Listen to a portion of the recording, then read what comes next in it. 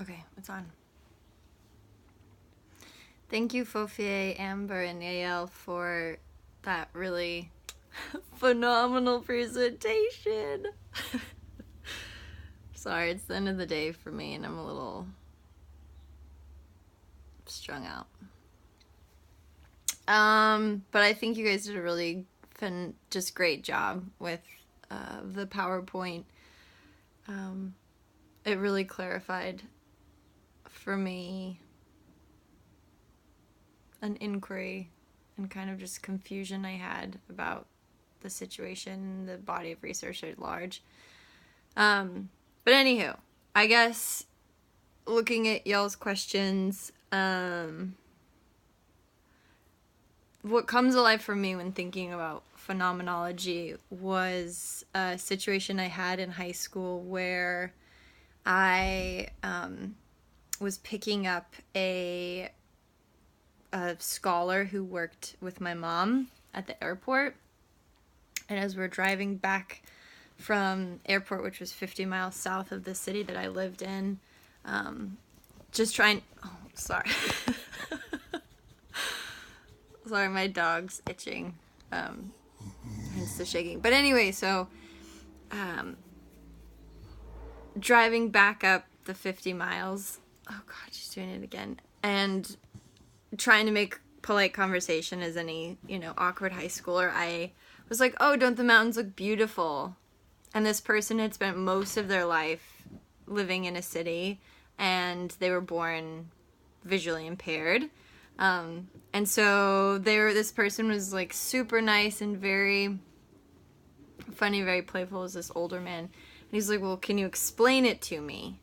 And trying to explain what mountains looked like and what colors looked like and what the desert looked like to a person who's never seen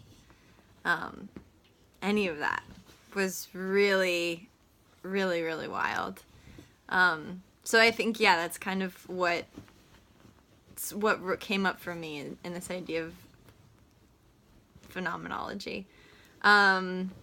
Looking at an arts-based way of accessing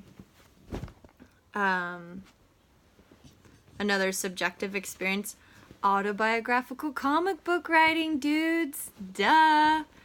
I'm always saying this. Yeah, I just think that I'll just read what I wrote. That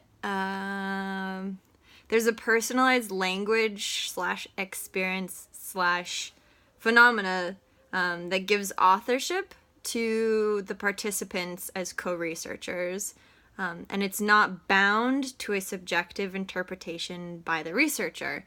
So I think when you hand over this modality to people to express and explain themselves or describe a phenomenon, then you're giving them a voice and you're relinquishing the power dynamic. I also believe that by incorporating the visual sequential development of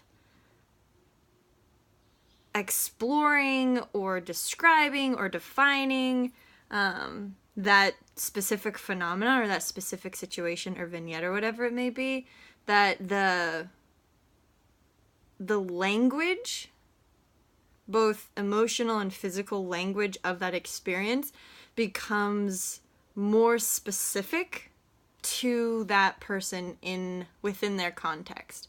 So regardless of like language differentiations or barriers, or I know Fofia, you spoke about language, this, shit getting lost in translation. You didn't actually say that, but it was one of my major takeaways. And I completely agree.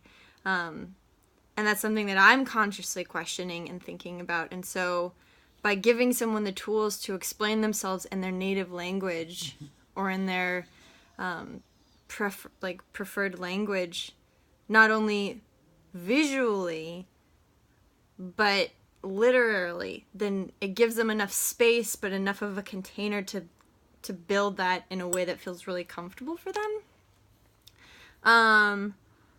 And then, in accordance to my research, I'm fascinated with the phenomenon of assimilation. What is that? And I know that with this massive increase and influx of IDPs and asylum seekers, and migrants in any capacity, it is a phenomenon. You can think about assimilating someplace, but until you've actually experienced that, I don't think anybody could know what that is. And so during the meditation that Yael led, I was thinking about looking at a future client, and then wiping away every expectation I have and every expectation I would know or assumption I have. And for whatever reason, I felt somatically super excited. Just like, oh my gosh, I don't have to know. I don't have to know. This is great. You know, it felt very liberating. And I think there is, specific to this kind of research and this method, there is ignorance in a way of, I hate that ignorance is bliss, but for whatever reason that kind of, ignorance is not the right word, and I'm way over my time that I said I would do this, but I think being really open and really curious, because that's the only thing you have to go off of, is the strength of this research. So, thank you. Sorry, this is so long. Bye, everybody.